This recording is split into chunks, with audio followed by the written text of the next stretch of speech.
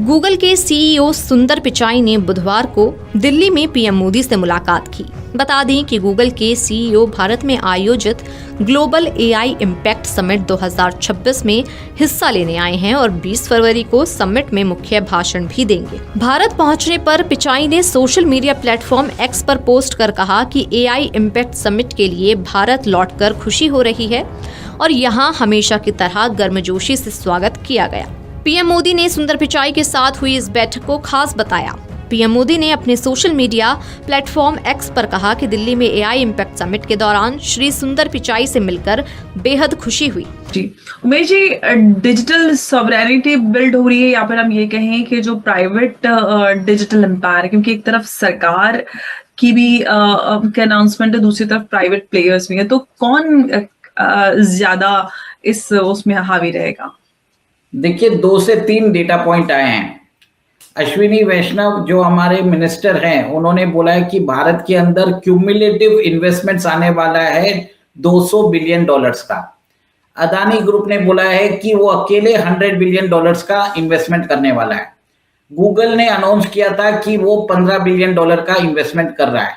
रिलायंस ने बोला है कि वो $11 बिलियन का इन्वेस्टमेंट कर रहा है। उसके अलावा अमेज़न ने बोला है कि वो $13 बिलियन का इन्वेस्टमेंट कर रहा है। माइक्रोसॉफ्ट इज ऑल्सो इन्वेस्टिंग, उन्होंने अमाउंट डिक्लेयर नहीं किया है। उसके बाद ओपन एआई के सैम ऑल्टमैन ने भी बोला है कि भारत के अंदर हम इन्वेस्ट करेंगे। मेटा भी इन्वेस्ट करने वाला है भारत के अंदर। तो ये जो क्यूमुलेटिव इन्वेस्टमेंट हो रहा है, तो वो कम से कम जो है इट इज अराउंड $125 बिलियन का बाकी लोग इन्वेस्टमेंट्स कर रहे हैं भारत के अंदर। ये $100 बिलियन जो इन्वेस्टमेंट कमिटमेंट अदानी ने दिया है, उसके अलावा बाकी कंपनीज ने भारत के अंदर इन्वेस्टमेंट करने का उन्होंने कमिटमेंट दिया है। अब अदानी अगर $100 बिलियन इन्वेस्ट करता है तो भारत के अंदर $250 बिलियन की एक इंडस्ट्री खड़ी हो जाएगी। नमस्कार, अस्सलाम वालेकुम, सत श्री अकाल, जय झूलेलाल। मैं हूं जी प्रेम मतलानी और आप देख रहे हैं हालत हाजरा का प्रोग्राम। हकीकत ये है, इब्तदा में आपसे दरख्वास्त है चैनल ज़रूर सब्सक्राइब करें। दोस्तों, मैंने 2-3 दिन के प्रोग्राम किया था, बताया था कि किस तरह भारत में 4 दिन के लिए एआई इम्पैक्ट समिट हो रहा है। शुरू हो चुका है, मेरे ख्याल में आज 3रा रोज़ है उसको। 17 को शुरू हुआ था, 17, 18, आज 19 है। तो वहाँ पर यह भी मैंने आपको बताया था कि किस तरह 45 मुल्कों के जो है डेलीगेट्स आए हुए हैं और बड़ी बड़ी कंपनियां जो हैं उनके चीफ एग्जीक्यूटिव ऑफिसर और 20 मुल्कों के तो हेड्स ऑफ गवर्नमेंट या हेड्स ऑफ स्टेट आए हुए हैं, जिसमें फ्रांस का सदर मैक्रॉन, वो भी मैंने आपको बताया कि वो पहले मुंबई आया, फिर वहाँ से दिल्ली गया।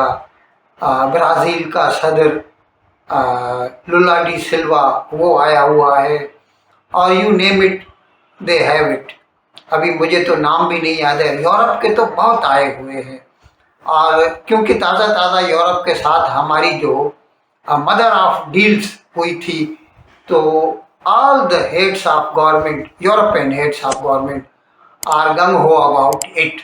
बहुत उत्साह है उनमें। वो चाहते हैं कि जितना जल्दी हो सके इस मुआहदे पर, जो फ्री ट्रेड एग्रीमेंट हुआ है यूरोपियन यूनियन के साथ, उस पर जल्द से जल्द अमल दरामद शुरू हो जाए। खैर, आज का जो मेरा व्लॉग है वो है गूगल या अल्फ़ाबेट कंपनी जो है उसके बारे में।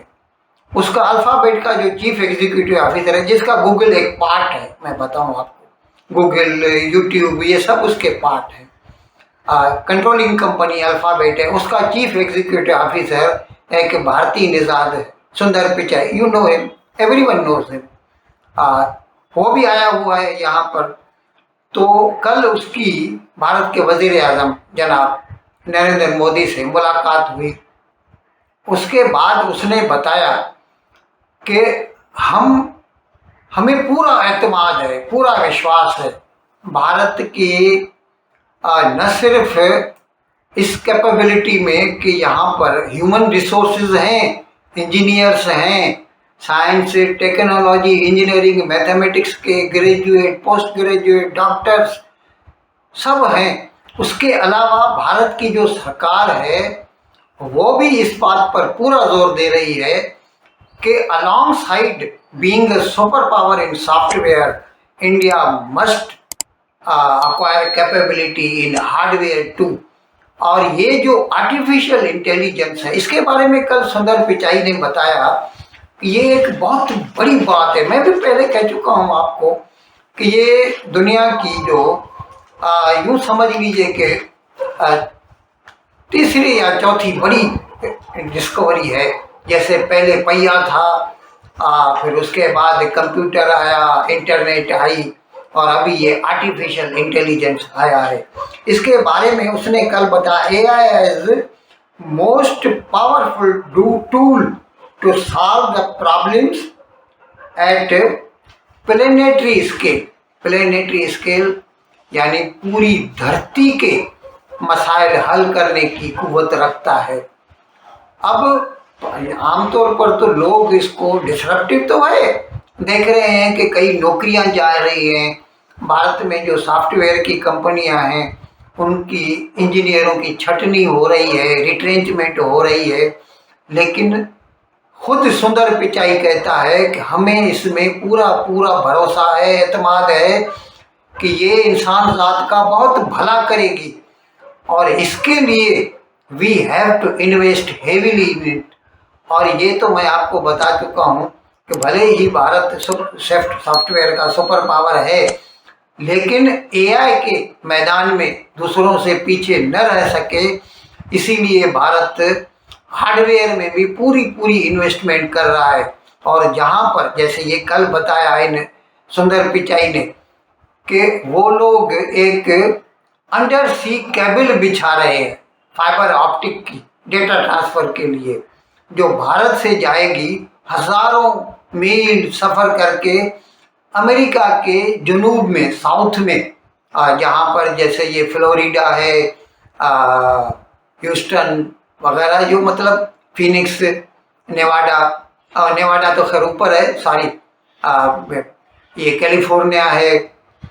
तो ये जो स्टेट्स हैं जो वहाँ के साउथ में पड़ती हैं, वहाँ तक अभी कहाँ पर वो छोड़ करेगी वो तो वो खुद देखेंगे।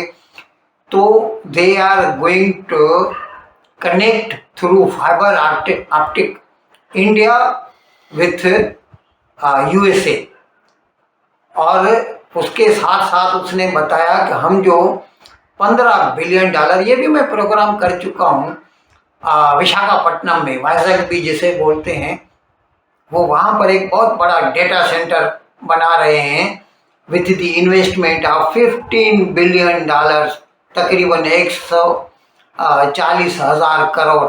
आप खुद सोचिए, तकरीबन 1.5 लाख करोड़ की लागत से, सरमायाकारी से।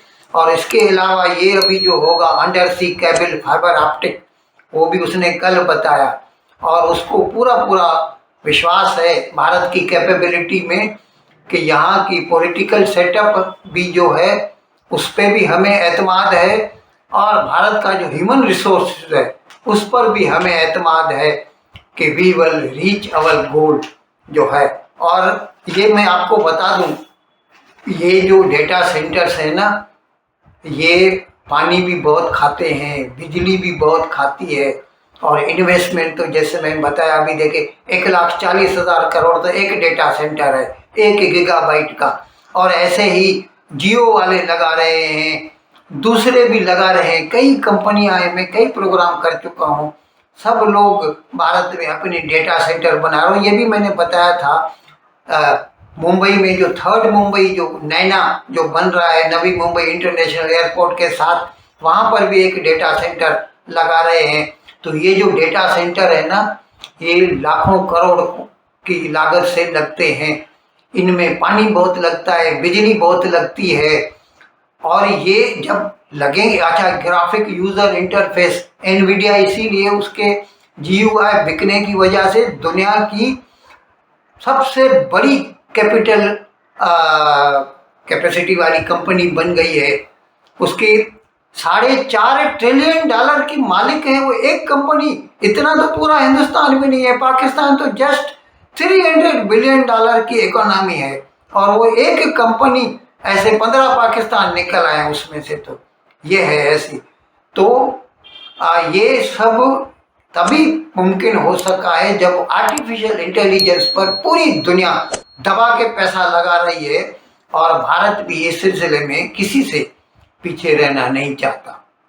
पीएम मोदी के एक्स पोस्ट के बाद गूगल सीईओ ने भी पोस्ट किया। सुंदर पिचाई ने कहा कि पीएम मोदी से मिलना एक अच्छा अनुभव था। हमने भारत के हेल्थ, एग्रीकल्चर और लैंग्वेज सपोर्ट लेकर दूसरे सेक्टर में एआई को इन्फ्यूज करने की बातचीत की। सुंदर पिचाई ने कहा कि भारत कृत्रिम बुद्धिमत्ता के क्षेत्र में असाधारण प्रगति के लिए तैयार है और गूगल देश के एआई परिवर्तन में साझेदारी के लिए प्रतिबद्ध है। उन्होंने कहा कि एआई हमारे जीवन का सबसे बड़ा प्लेटफॉर्म बदलाव है जो स्वास्थ्य सेवाओं में बेहतर डायग्नोस्टिक्स से लेकर किसानों को रियल टाइम अलर्ट देने जैसे बड़े स्तर की चुनौतियों को हल करने में सक्षम है। पिचाई ने भारत की विविधता, बहुभाषी और मजबूत डिजिटल पब्लिक इंफ्रास्ट्रक्चर को नवाचार के लिए मजबूत आधार बताते हुए कहा कि वैश्विक स्तर पर एआई के लोकतांत्रिक उपयोग का एक मॉडल बन सकता है। उन्होंने जो डेटा सेंटर्स होते हैं उसके लिए जब वो डेटा सेंटर्स आप बनाते हो तो वो बहुत बड़े एरिया में बनते हैं